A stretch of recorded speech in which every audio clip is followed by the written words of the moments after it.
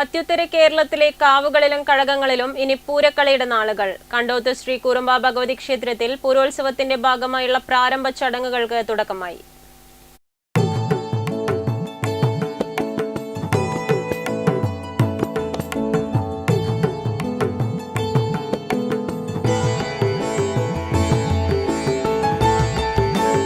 മീനമാസത്തിലെ കാർത്തിക തൊട്ട് 9 നാളുകളായാണ് പൂരോത്സവം.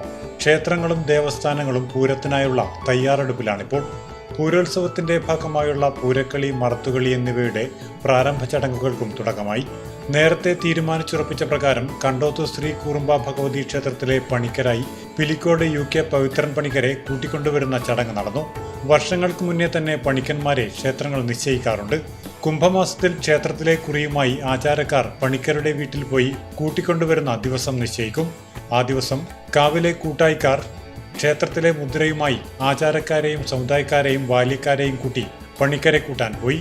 ക്ഷേത്രത്തിലേക്കെത്തിയ പണിക്കർ ശ്രീകോവിലുകളിൽ തൊഴുത് ഭണ്ഡാരപ്പുരയിൽ പ്രവേശിച്ചു. പിന്നീട് ദൈവത്തറയുണ്ടാക്കി പണിക്കരുടെ നേതൃത്വത്തിൽ ചെമ്പകപ്പൂക്കളിട്ട് പന്തലിൽ പൂരക്കളി നടന്നു.